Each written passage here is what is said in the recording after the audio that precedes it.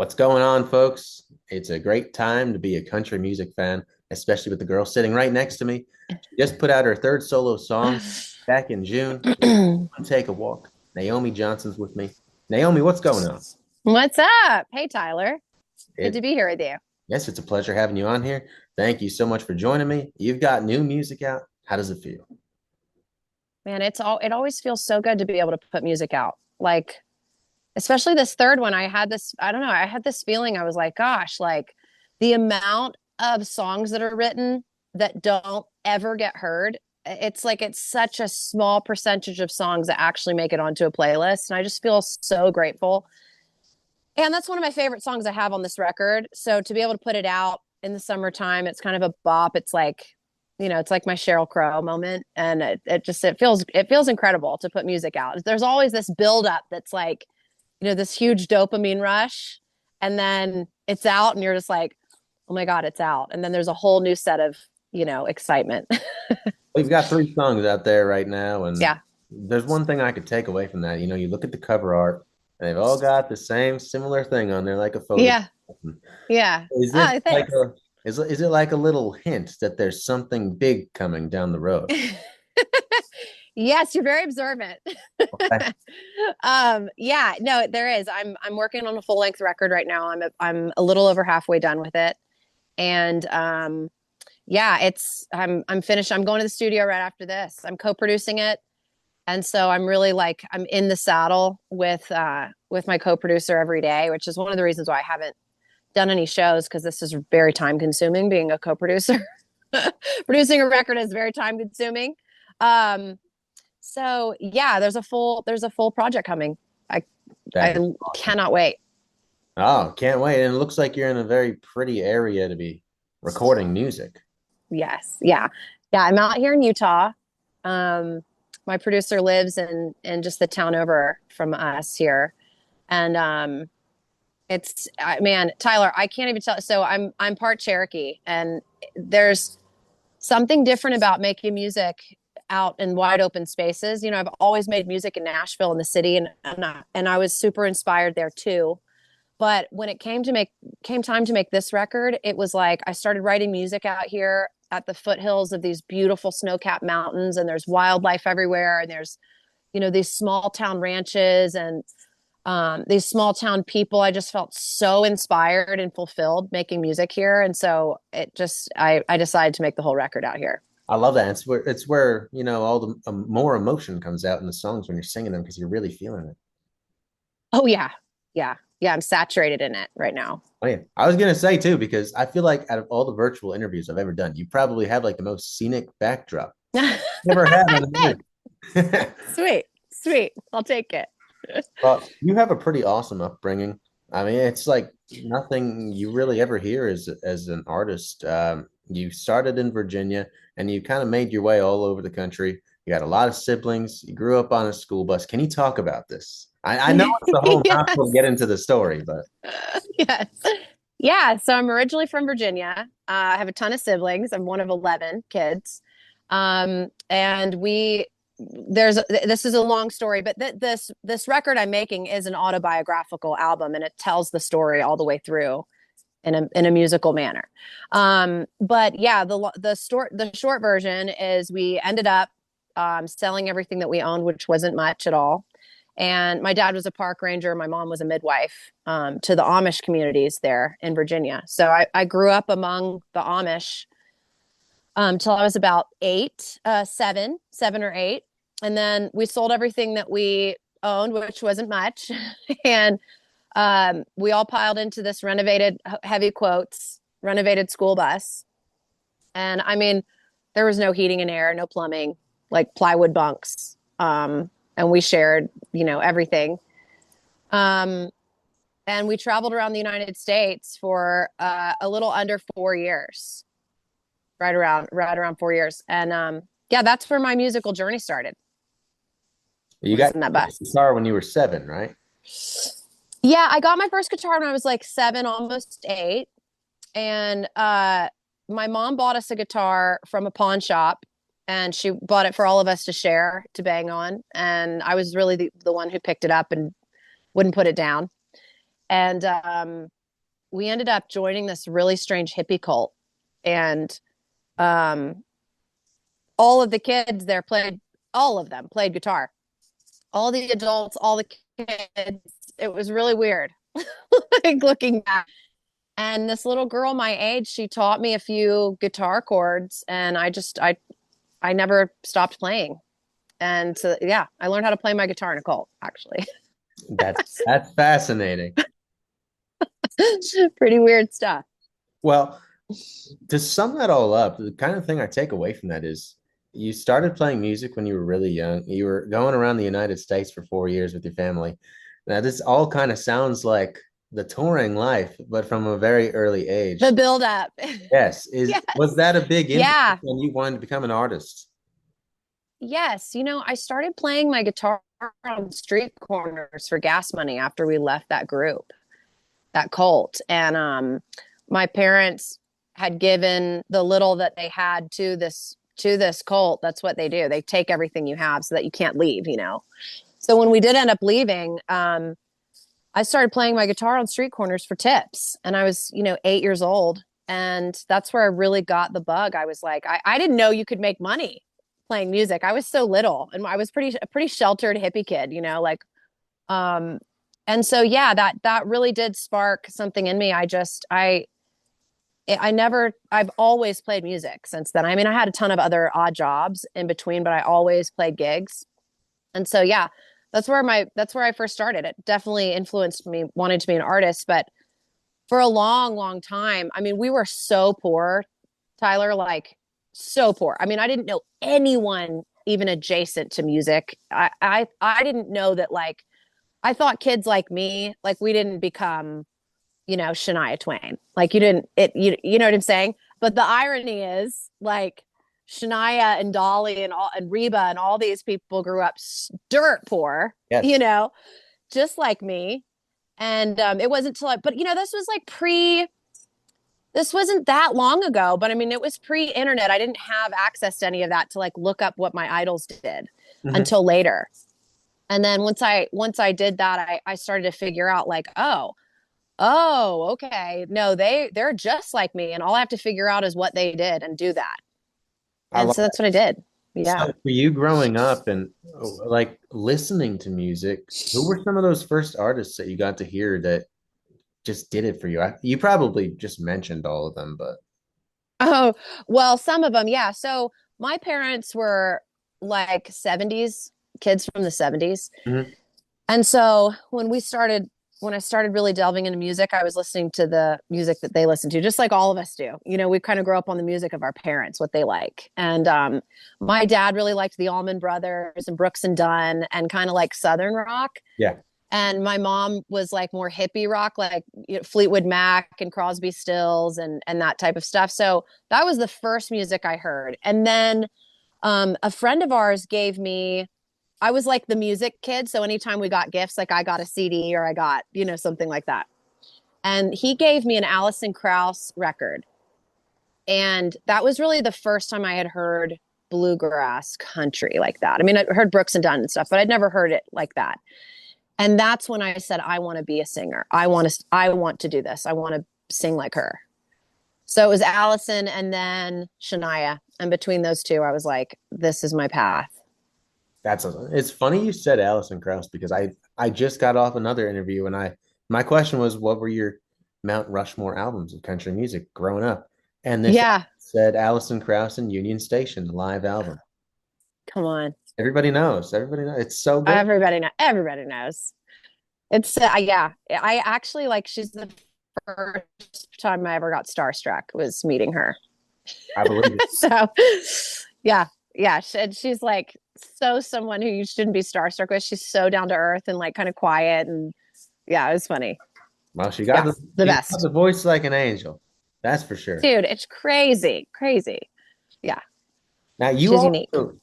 you did some cool stuff too once you came to Nashville. You were playing at Tootsie's down on Broadway. For those that don't know, it's like the world famous, was it the world famous honky tonk? World famous Tootsies. Yeah, yeah. Yes. That not a lot of people ask me this question. So I'm glad you asked me this because boy, was that a time in my life. So I moved to Nashville I rolled up here in a car with no AC and no like key ignition. There was like the whole ignition was ripped off. I was like starting it with like a screwdriver. I had like a beat up car. And I went straight down to Broadway and I started giving out like these little demos that I had and asking to sit in with the band and like just show them that I could sing. And I got a job right away and I played for. So then there was an establishment called Rippy's, Honky Tonk Central, and Tootsie's, and they were all owned by Tootsie's. And if you became a staff musician, you would just rotate those. And it was me and a ton of other kids my age. And Tyler Farr was actually singing then too at Tootsie's. And and John Langston was singing at Tootsie's around that time. So we were all like in this rotation. Yeah. But I had never played with a band before. It was just me and my guitar, like at, tiki bars and restaurants and stuff. And so that's where I really got steeped in like learning how to sing in front of a band and sing in front of really, really big drunk crowds and like figure out like what people want and how to entertain them.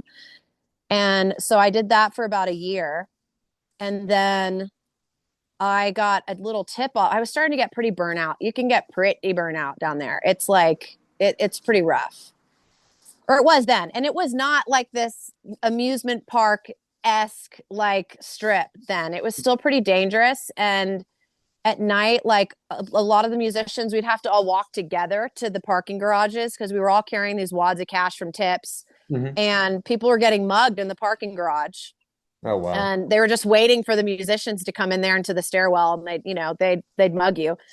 And so anyway, I started taking Brazilian jiu-jitsu because I was like, not me. Not me. I'm not getting mugged.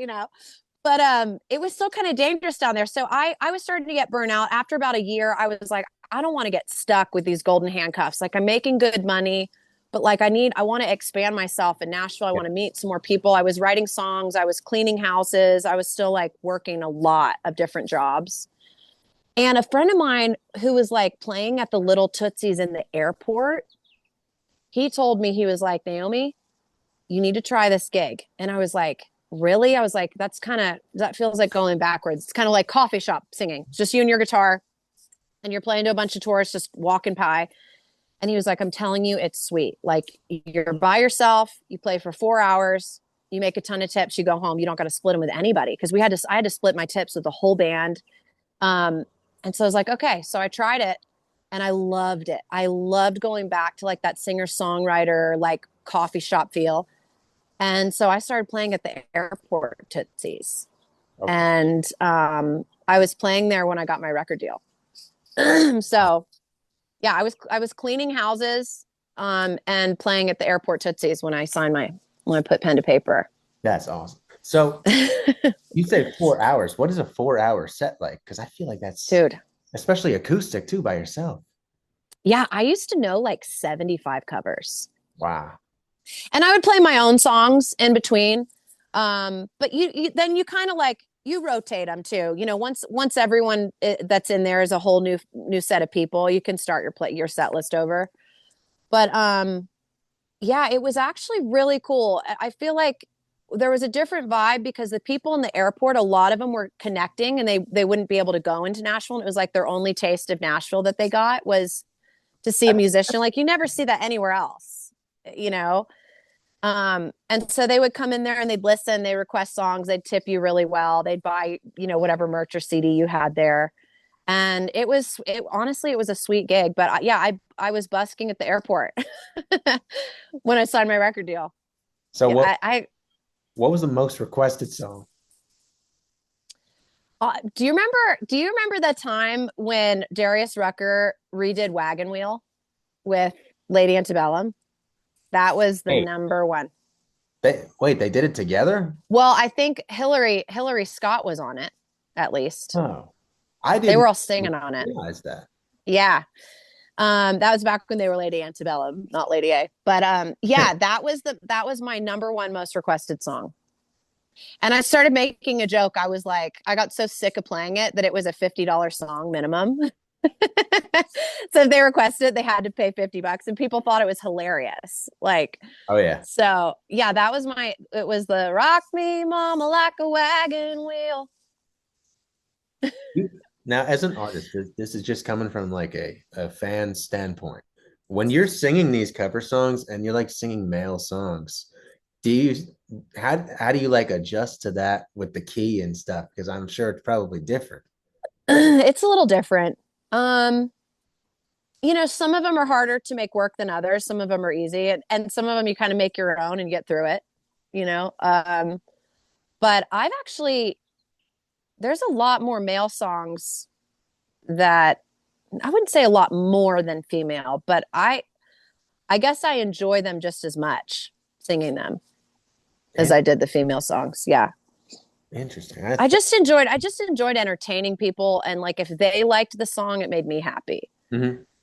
I love that. Now, for you as you've been in town a long time as we've been talking about.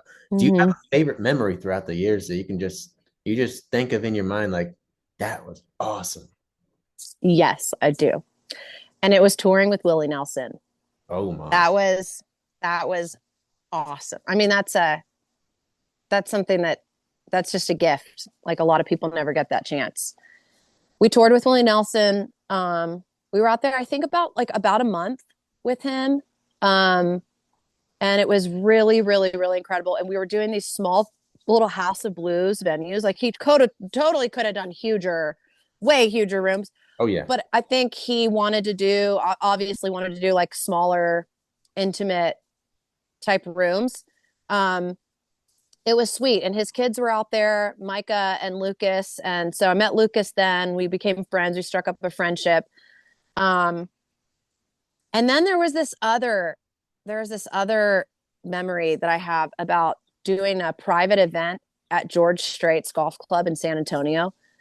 And that was one of the craziest things we've ever done. I had ever done. Um, yeah, it's one of my favorite memories. I think that one and touring with Willie, because we ended up singing on this like Ricky Dink stage with George and his band Asleep at the Wheel and Jamie Johnson and Dean Dillon. It was like a fever dream. And we were in this tiny room at his golf course, like clubhouse. And it was this fundraiser for Wounded Warriors. And it was like 200 people max. Wow. And Matthew McConaughey's brother was there. His name's Rooster, and he is this buck wild, like buck wild guy. Like totally dressed down like he's like some type of a gold prospector. It was like showed up kind of muddy, and he had this sidekick named Butch, and they came in this helicopter, and Butch was flying the helicopter, and they were like it's just crazy. And like he's a wild one, that guy. He's buck wild. I think that Matthew may probably wrote about him in his book. Um, and he has like a ton of oil money. They're like an oil family in Texas. It was so crazy. It was very fun, but it was one of my most fond memories. I was just like one of those, like my eyes were popped open the whole time, just like, what is happening right now? How are we here? This is insane. Like, Sounds like it. That's a lot of legends in one room. dude, it was like wild. Yeah, Now, I have the pictures to prove it though. So hey, I believe you. Going forward the rest of the year, with the three songs out and this the biographical album coming, what are you most excited for the rest of the year, and what else is there to look forward to for you in terms of playing shows and stuff like that? oh, thank you. I'm really looking forward to wrapping this record up, which is going to happen pretty soon. We're getting really close. Um, my producer Josh Kelly, he's he's so smart and he's so good, and it's been so collaborative. Like he's really allowed me to be a partner in this whole thing and like learn how to co-produce and like really be in the seat and have my own experience like being a co-producer. It's been so wonderful. So I'm really looking forward to getting that really done and putting it out this autumn. And then um, I'll take a little break after, around holidays. And then I'm going to be performing in the summer and Awesome. promoting this record. So yeah, I'm really looking forward to being back on stage. I miss it so much. Well, I cheers miss it so much. to that. It is. I'm excited to hear the rest of the record because these first three Thanks. are fantastic. Um, yeah, Thank you. absolutely. Folks, everybody out there watching this, if you don't follow Naomi on Instagram and TikTok and wherever else you could find her on social platforms, highly recommend you do it right now. Go stream, come take a walk, and the other two songs are out right now. Naomi, thank you so much for taking the time to talk with me. Thanks, Tyler. You have a great day. It was a good interview. Thank you. Thank you, and see you guys next time. Bye, everyone.